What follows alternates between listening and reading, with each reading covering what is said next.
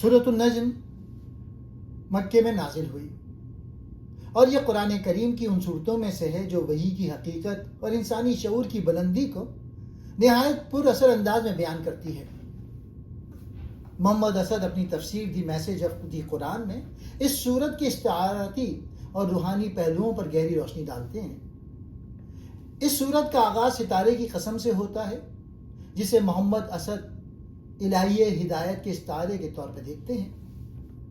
پہلا نقطہ، وحی اور معراج کی حقیقت۔ سورت کے ابتدائی حصے میں نبی کریم کو حاصل ہونے والی وحی کے تجربے کا ذکر ہے۔ محمد اسد یہاں دو اہم نکات بیان کرتے ہیں۔ وحی کا ذریعہ، جبرائیل علیہ السلام یا وہ قوت وحی جو نہایت طاقتور ہے اور جس نے نبی کو حقائق کائنات کا مشاہدہ کرایا۔ سدرۃ المنتہا، اسد کے نزدیک یہ آخری حد کا استعارہ ہے جہاں انسانی عقل و تخیل ختم ہو جاتا ہے اور میٹا فزیکل حقائق شروع ہوتے ہیں۔ وہ اسے ایک ایسی روحانی بلندی قرار دیتے ہیں جس کا ادراک مادی آنکھ سے ممکن نہیں۔ دوسرا نقطہ، دل نے جھوٹ نہیں کہا جو دیکھا۔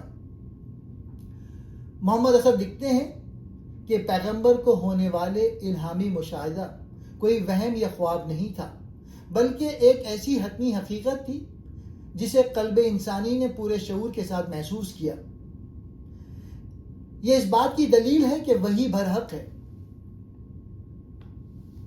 تیسرا نقطہ، من گھڑت معبود۔ سورت میں عرب کے مشرکین کے بتوں لات اور منات کا ذکر ہے۔ محمد اسد یہاں توحید کی منطق بیان کرتے ہوئے کہتے ہیں کہ یہ سب محض نام ہیں جو انسانوں نے اپنی طرف سے گھڑ لیے ہیں، ان کی کوئی ٹھوس حقیقت نہیں ہے۔ وہ فرماتے ہیں کہ حق کے مقابلے میں محض گمان پر چلنا انسان کو گمراہی کی طرف لے جاتا ہے۔ چوتھا نقطہ، انسانی کوشش اور جزا کا قانون۔ یہ سورت قرآن کے ایک عظیم ضابطے کو بیان کرتی ہے۔ انسان کے لیے وہی کچھ ہے جس کی اس نے کوشش کی۔ محمد اسد اس پر زور دیتے ہیں کہ روحانی ترقی ہو یا مادی کامیابی، اس کا دار و مدار صرف اور صرف انسان کی اپنی محنت اور نیت پر ہے۔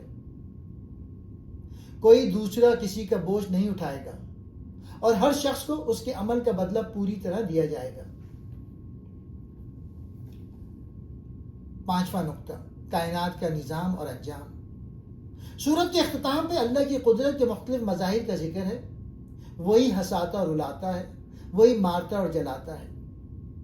محمد اسد کے مطابق یہ آیات انسان کو یہ یاد دلاتی ہیں کہ زندگی کا ہر موڑ اللہ کے مقرر کردہ قوانین کے تابع ہے اور آخرکار سب کو اسی کی طرف لوٹنا ہے۔